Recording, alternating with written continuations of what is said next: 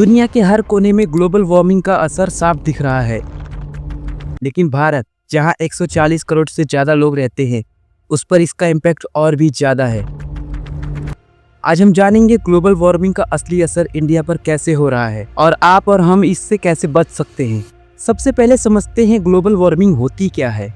जब carbon dioxide और methane जैसे ग्रीन हाउस गैसेस एटमॉस्फेयर में बढ़ जाते हैं तो ये सूरज की गर्मी को अंदर ही रोकते हैं, जिससे धरती का तापमान धीरे धीरे बढ़ने लगता है।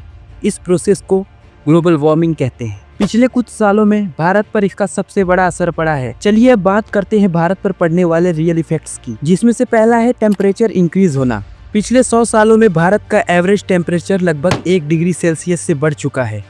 2024 की गर्मी रिकॉर्ड तोड़ रही है। कई जगह 49 डिग्री सेल्सियस से ऊपर गया तापमान। दूसरा इफेक्ट है बारिश का पैटर्न बिगड़ जाना। पहले जो मानसून जून में आता था, अब लेट होता है या अनइवन होता है। कहीं ज़्यादा बारिश हो रही है तो कहीं ड्राउट, जिसकी वजह से किसान सबसे ज़्यादा अफेक्टेड है। फसल कब बर्बाद हो जाए इसका अंदाज़ा नहीं। तीसरा इफेक्ट है ग्लेशियर का पिघलना। हिमालयन ग्लेशियर्स, जिनके पानी से गंगा और यमुना नदियाँ चलती हैं, वो तेज़ी से पिघल रही है। इसका मतलब है फ्यूचर में जल संकट का खतरा बढ़ रहा है। चौथा इफेक्ट है साइक्लोन और एक्सट्रीम वेदर।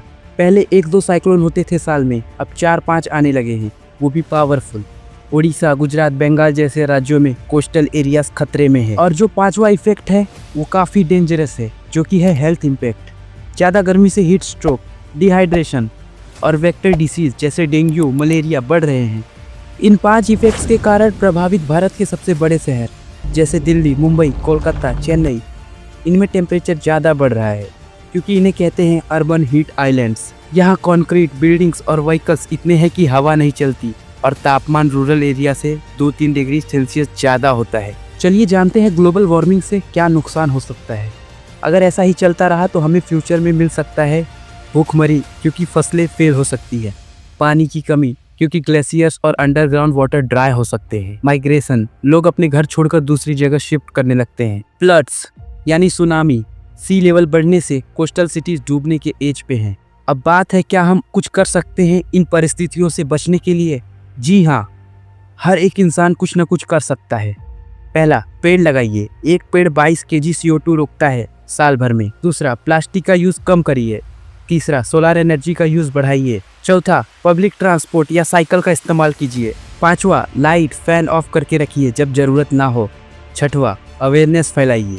ये वीडियो शेयर करके भी आप एक स्टेप ले रहे हो। तो दोस्तों, ग्लोबल वार्मिंग एक इमेजिनरी चीज़ नहीं है, ये हो रही है, अभी भी हो रही है और हमारे आसपास हो रही है। अगर अभी भी कुछ नहीं किया तो भविष्य में ज़िंदगी मुश्किल हो सकती है। अगर आपको वीडियो पसंद आई तो लाइक कीजिए, कमेंट में बताइए आप क्या कर रहे हो इन्वायरमेंट के लिए और चैनल को सब्सक्राइब करके बने रहिए।